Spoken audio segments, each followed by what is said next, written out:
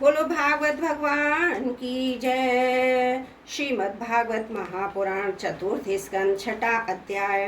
ब्रह्मादि देवताओं का कैलाश जाकर श्री महादेव जी को मनाना।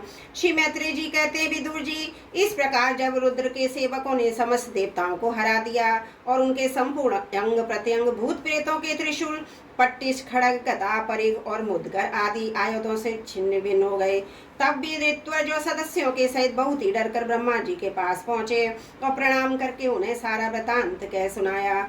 भगवान ब्रह्मा जी और सर्वांतर्यामी श्री नारायण पहले से ही इस भावी उत्पात को जानते थे, इसी से वे दक्ष के यज्ञ में नहीं गए थे। अब देवताओं के मुख से वहां की सारी बात सुनकर उन्होंने कहा, देवताओं, परम समर्थ तेजस्वी पुरुष से कोई दोष भी नहीं बन जाए तो भी उसके बदले में अपराध करने वाले मनुष्यों का भला ही नहीं हो सकता। फिर तुम लोगों ने तो यज्ञ में भगवान शंकर का प्राप्य भाग न देकर उनका बड़ा भारी अपराध किया है, परंतु शंकर जी बहुत शीघ्र प्रसन्न होने वाले हैं, इसलिए तुम लोग शुद्ध हृदय से उनके पैर पकड़कर उन्हें प्रसन्न करो, उनसे क्षमा मांगो। दक्ष के दुर्वचन रूपी बाणों से उनका हृदय तो पहले से ही बिंद रहा था, उस पर उनकी प्रिया सती जी का वियोग हो गया। इसलिए यदि तुम लोग चाहते हो कि यज्ञ फिर से आरंभ होकर पूर्ण हो तो पहले जल्दी जाकर उनसे अपने अपराधों के लिए क्षमा मांगो, नहीं तो उनके कुपित होने पर लोकपालों के सहित उन समस्त लोगों का भी बचना असंभव है। भगवान रुद्र परम स्वतंत्र हैं, उनके तत्व और शक्ति सामर्थ्य को तो न कोई ऋषि मुनि देवता यज्ञ स्वरूप देवराज इंद्र ही जानते हैं और न स्वयं मैं ही जानता हूँ, फिर दूसरों की तो बात ही क्या है। ऐसी अवस्था में उन्हें शांत करने का उपाय कौन कर सकता है। देवताओं से इस प्रकार कहकर ब्रह्मा जी उनको प्रजापतियों को और पितरों का साथ लेकर लोक से पर्वत श्रेष्ठ कैलाश को गए, जो भगवान शंकर का प्रिय धाम है। उस कैलाश पर औषधि, तप, मंत्र और योग आदि उपायों से सिद्धि को प्राप्त हुए और जन्म से ही सिद्ध देवता नित्य निवास करते हैं। किन्नर, गंधर्व, अप्सरा आदि सदा वहाँ बने रहते हैं। उसके मणिमय शिखर हुए जो नाना प्रकार की धातुओं से रंग बिरंगे प्रतीत होते हैं, उस पर अनेक प्रकार की वृक्षलता और गुलमादि छाए हुए हैं, जिनमें झुंड के झुंड जंगली पशु विचरते रहते हैं। वहाँ निर्मल जल के अनेकों झरने बहते हैं और बहुत सी गहरी कंदरा और ऊंचे शिखरों के कारण वह पर्वत अपने प्रियतमों के साथ विहार करती हुई सिद्ध पत्नियों का क्रीड़ा स्थल बना हुआ है। वह सब और मोरों के शोर, मंदहांत भ्रमरों के गुंजार, कोयलों की कुहू कुहू ध्वनि तथा अन्य पक्षियों के कलरव से गूंज रहा है। उसके कल्प वृक्ष अपनी ऊंची ऊंची डालियों को हिला हिलाकर मानो पक्षियों को बुलाते रहते हैं तथा हाथियों के चलने फिरने के कारण वह कैलाश स्वयं चलता हुआ सा झरनों की कलकल ध्वनि से बातचीत करता हुआ सा जान पड़ता है।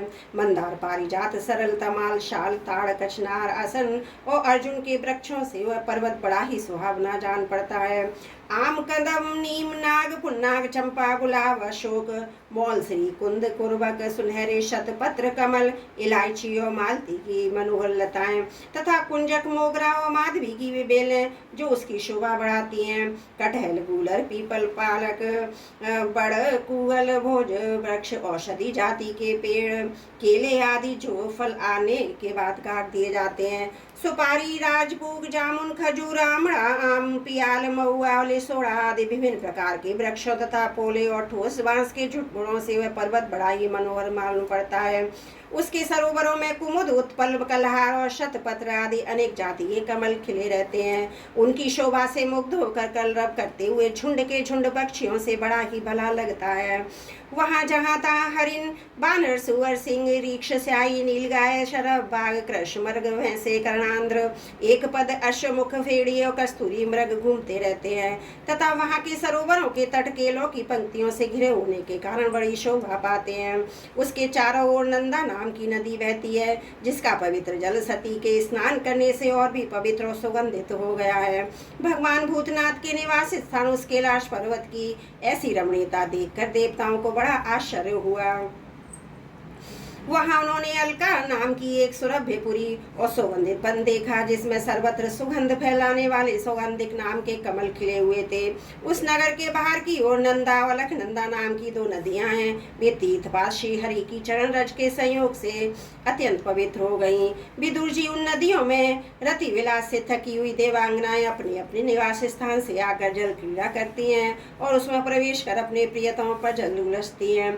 स्नान के समय उनका तुरंत का लगाया हुआ कचु कुमकुम धुल जाने से जल पीला हो जाता है। उस कुकुम में मिश्रित जल को हाथी प्यास न होने पर भी गंध के लोभ से स्वयं पीते और अपनी हथनियों को पिलाते हैं। अलकापुरी पर चांदी सोने और बहुमूल्य मणियों के सैकड़ों विमान छाए हुए थे, जिनमें अनेकों यक्ष पत्नियां निवास करती थी। इनके कारण वह विशाल नगरी बिजली और बादलों से छाए हुए आकाश के समान जान पड़ती थी। यक्षराज कुबेर की राजधानी उस अलकापुरी को पीछे छोड़कर देवगढ़ सौगंधिक वन में आए। वहां पर रंग बिरंगे फल फूल पत्तों वाले अनेकों कल्प वृक्षों से सुशोभित था। उसमें कोकिल और आदि पक्षियों का कलरव, भौरों का गुंजार हो रहा था तथा राजहंसों के परम प्रिय कमल कुसुमों में से सुशोभित अनेकों सरोवर थे। वह वन जंगली हाथनियों के शरीर की रगड़ लगने से इसे हुए हरिचंदन वृक्षों का स्पर्श करने चलने वाली सुगंधित वायु के द्वारा यक्ष पत्नियों के मन को विशेष रूप से मथे डालता था। बावलियों की सीढ़ियां वेदुरमणि की बनी हुई थी, उनमें बहुत से कमल खिले हुए थे। वहां अनेकों किंब पुरुष जो बल महलाने के लिए आए हुए थे। इस प्रकार उस वन की शोभा निहारते जब देवगढ़ कुछ आगे बढ़े तब उन्हें पास ही एक बट वृक्ष दिखाई दिया। वह वृक्ष 100 योजन ऊंचा था तथा उसकी शाखाएं 75 योजन तक फैली हुई थी। उसके चारों ओर सर्वदा अविचल छाया बनी रहती थी, इसलिए धाम का कष्ट कभी नहीं होता था तथा उसमें कोई घोंसला भी न था। उस महायोगमय मुमुक्षुओं के आश्रयभूत वृक्ष के नीचे देवताओं ने भगवान शंकर को विराजमान देखा। वे साक्षात क्रोधहीन काल के समान जान पड़ते थे। भगवान भूतनाथ का श्रीअंग बड़ा ही शांत था। सनंदादि शांत सिद्धगण और सखा यक्ष राक्षसों के स्वामी कुबेर उनकी सेवा कर रहे थे। जगतपति ब्रह्मदेव जी सारे संसार के सुहृद हैं, स्नेहवश उनका कल्याण करने वाले हैं। वे लोकहित के लिए ही उपासना, चित्त की एकाग्रता और समाधि आदि साधनों का आचरण करते रहते हैं। संध्याकालीन मेघ की सी कांति वाले शरीर पर वे तपस्वियों के अविष्ट चिन्ह भस्म, दंड, जटा और मृग चर्म एवं मस्तक पर चंद्रकला धारण किए हुए थे। वे कुशान आसन पर बैठे थे और अनेकों साधु सेवताओं के बीच में श्री नारद जी के पूछने से सनातन ब्रह्म का उपदेश कर रहे थे। उनका बाईं चरण दाईं जांघ पर रखा था। वे बायां हाथ बाएं घुटने पर रखे कलाई में रुद्राक्ष की माला डाले तर्क मुद्रा से विराजमान थे। वे योग पट्ट काठ की बनी हुई टेकनी का सहारा लिए हुए एकाग्र चित्त से ब्रह्मानंद का अनुभव कर रहे थे। लोकपालों के सहित समस्त मुनियों ने मननशीलों में सर्वश्रेष्ठ भगवान शंकर को हाथ जोड़कर प्रणाम किया। यद्यपि समस्त देवता और दैत्यों के अधिपति श्री महादेव जी के चरण कमलों की वंदना करते हैं, तथापि वे श्री ब्रह्मा जी को अपने स्थान पर आया देख तुरंत खड़े हो गए और जैसे ही वामन अवतार में परम पूज्य विष्णु भगवान कश्यप जी की वंदना करते हैं, उसी प्रकार सिर झुकाकर उन्हें प्रणाम किया। इसी प्रकार शंकर जी के चारों ओर महर्षियों सहित अन्य सिद्धगण बैठे थे। उन्होंने भी ब्रह्मा जी को प्रणाम किया। सबके नमस्कार कर चुकने पर ब्रह्मा जी ने चंद्रमौली भगवान से, जो अब तक प्रणाम की मुद्रा में ही खड़े थे, हंसते हुए कहा। श्री ब्रह्मा जी ने कहा, देव, मैं जानता हूँ आप संपूर्ण जगत के स्वामी हैं, क्योंकि विश्व की योनि शक्ति प्रकृति और उसके बीज शिव पुरुष से परे जो एक रस पर ब्रह्म है वह आप ही हैं। भगवान, आप मकड़ी के समान ही अपने स्वरूप भूत शिव शक्ति के रूप में क्रीड़ा करते हुए लीला से ही संसार की रचना, पालन और संहार करते रहते हैं। आपने ही धर्म और अर्थ की प्राप्ति कराने वाले वेद की रक्षा के लिए दक्ष को निमित्त बनाकर यज्ञ को प्रकट किया है। आपकी ही बांधी हुई ये वर्णाश्रम की मर्यादा है, जिनका नियमनिष्ठ ब्राह्मण श्रद्धा पूर्वक पालन करते हैं। मंगलमय महेश्वर, आप शुभ कर्म करने वालों को स्वर्गलोक तथा मोक्ष पद प्रदान करते हैं तथा पाप कर्म करने वाले को घोर नरकों में डालते हैं। फिर भी किसी किसी व्यक्ति के लिए इन कर्मों का फल उल्टा कैसे हो जाता है।